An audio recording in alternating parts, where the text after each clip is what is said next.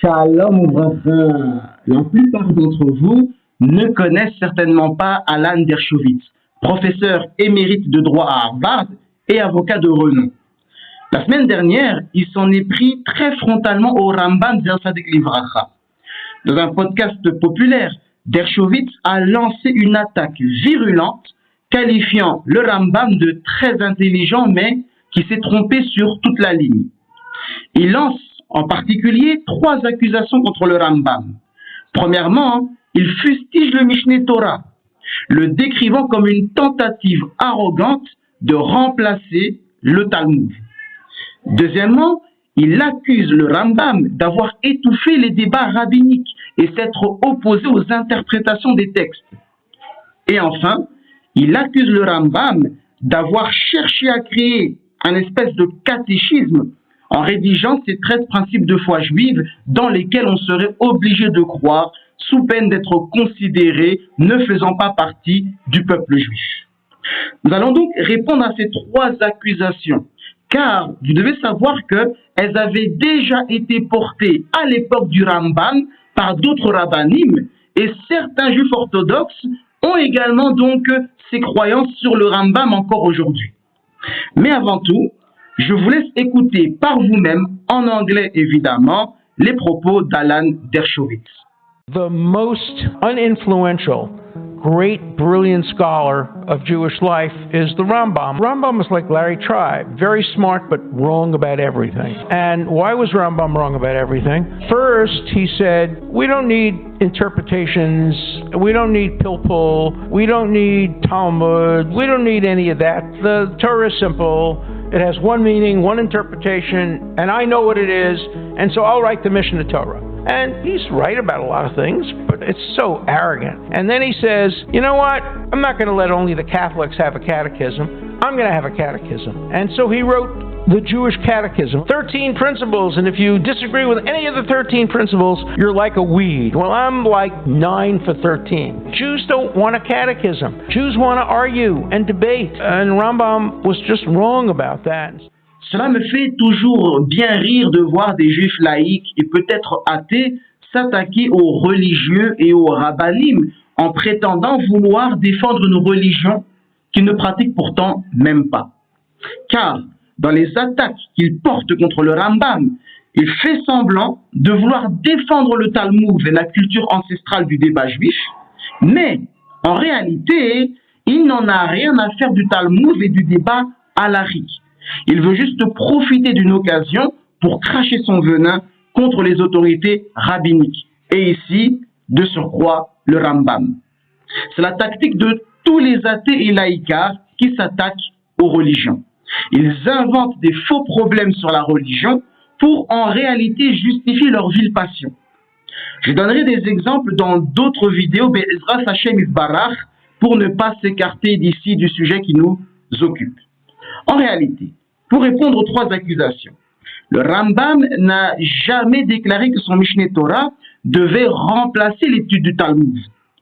Ce qu'il dit dans son introduction au Mishneh Torah est qu'il a constaté, et très justement d'ailleurs, qu'à son époque, le Talmud était devenu hors de la portée de l'écrasante majorité des Juifs, au point de ne servir qu'aux érudits, rendant donc inaccessible son puits de savoir à l'immense majorité. Et cette situation était principalement due à 2 raisons.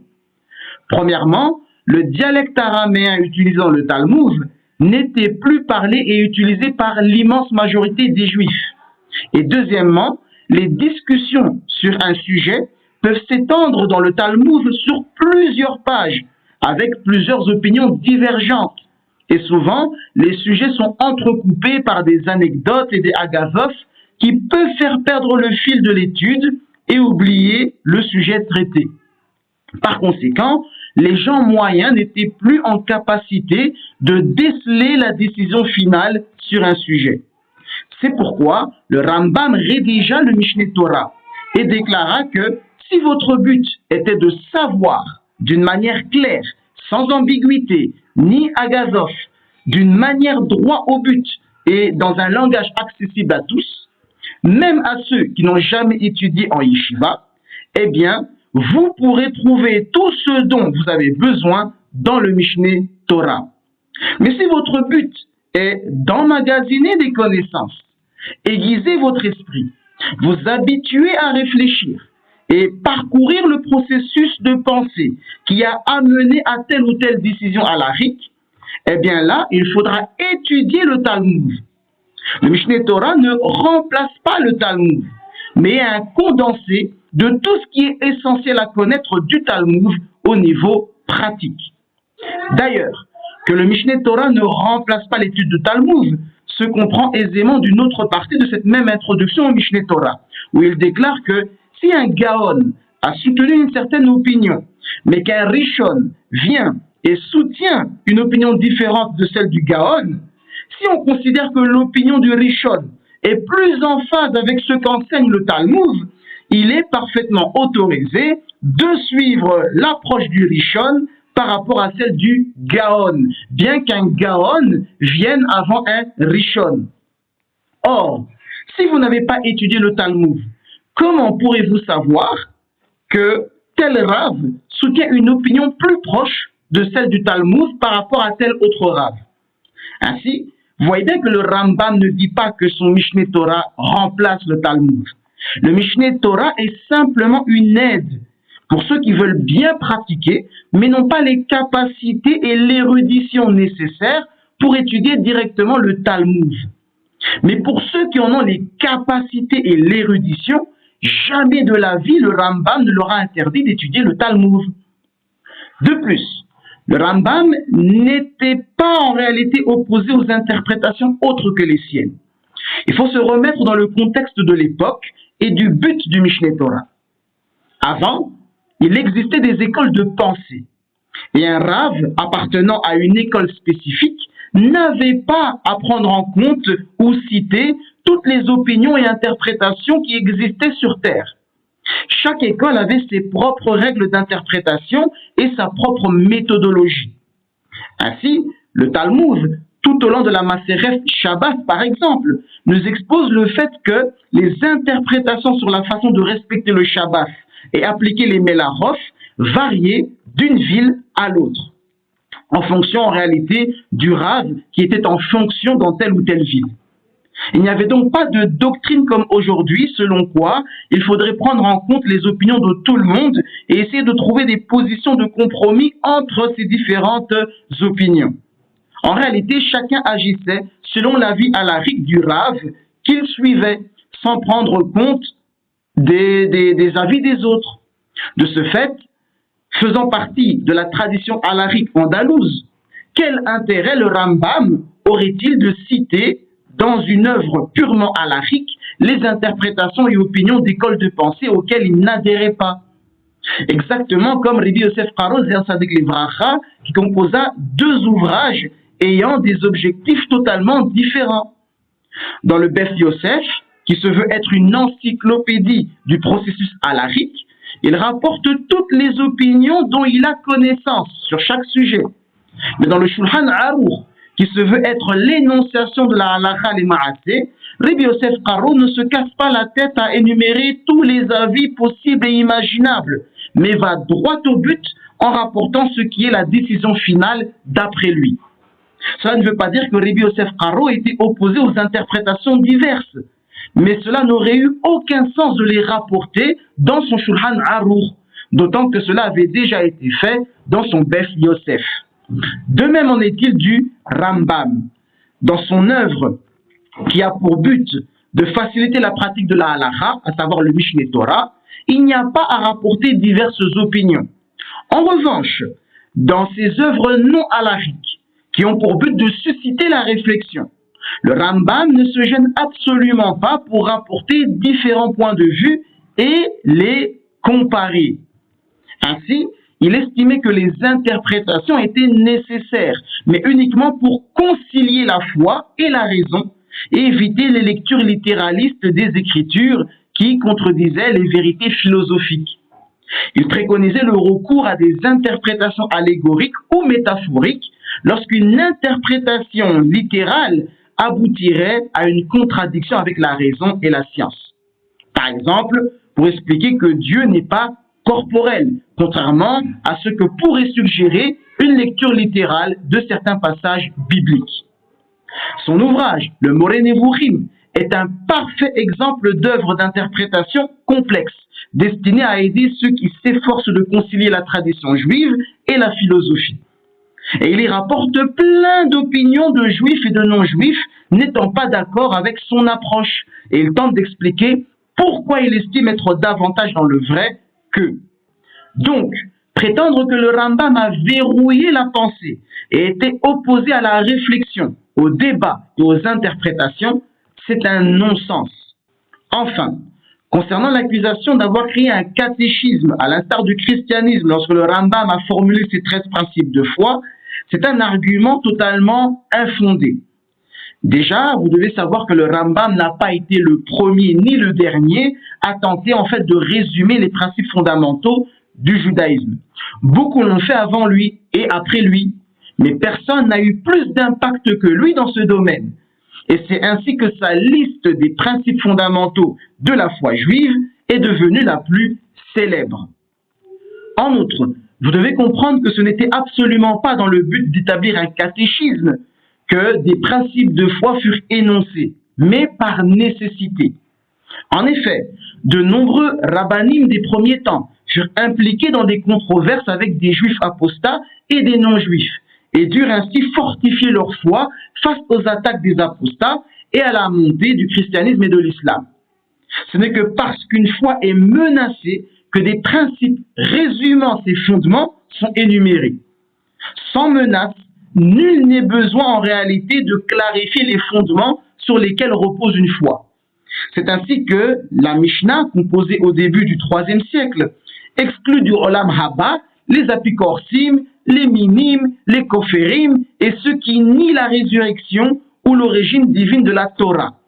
Ce n'est pas le Rambam qui a inventé cela.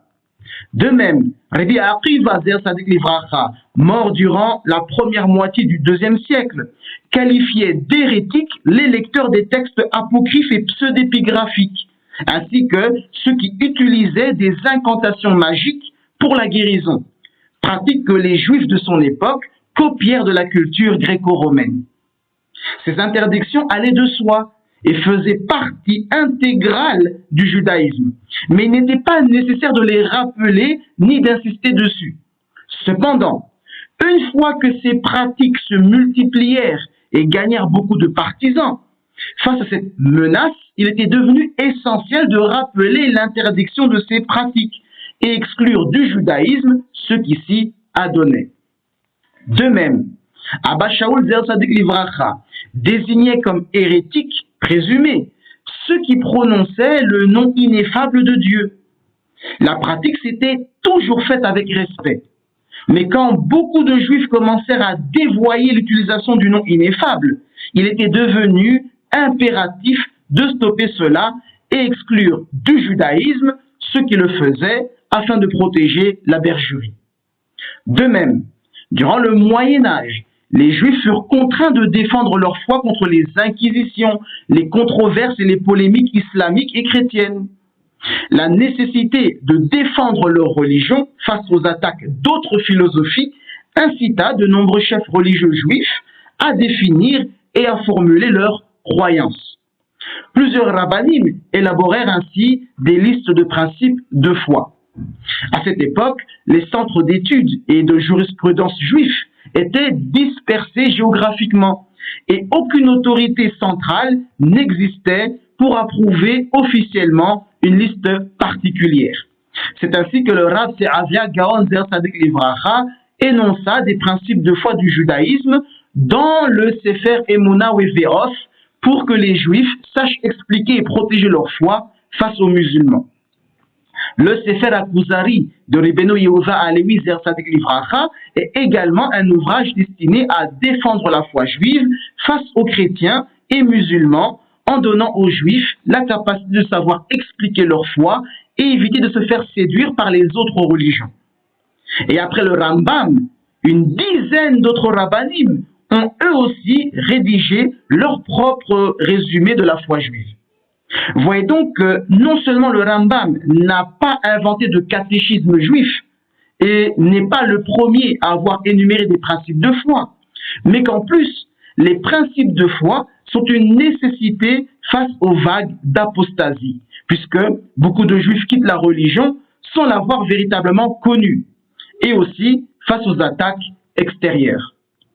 Quand nous voyons le nombre alarmant de juifs qui ne suivent pas la Torah et ne la connaissent même pas, ainsi que le nombre de juifs qui croient pouvoir être de bons juifs, même sans croire en l'existence de Dieu et sans croire en la Torah, et quand on constate que l'écrasante majorité des juifs qui rejoignent l'islam ou le christianisme sont des juifs qui n'étaient pas pratiquants et n'avaient aucune véritable connaissance de la foi juive, et ont ainsi été des proies faciles pour les autres religions, alors que les probabilités de se convertir à une autre religion, si l'on a grandi dans un environnement de Torah et eu une éducation religieuse solide, sont quasiment nulles. Tout ceci suffit à nous convaincre que non seulement énoncer des principes de foi est essentiel, mais qu'il faut en plus en parler beaucoup plus souvent. Car, malheureusement, beaucoup de juifs ne savent même pas, par exemple, la place centrale que doit avoir le Shabbat dans la vie d'un juif, ou qu'il n'est pas possible d'être à la fois juif et athée, ou d'être juif tout en croyant en une multiplicité de divinités, etc., etc. Mais mon petit doigt me dit qu'Alan Dershowitz s'attaque au Rambam pour pouvoir avoir la liberté de se créer son judaïsme sur mesure et non pas comme la tradition lui demanderait d'être juif. Kol Tov, Hazak, Uvaruch.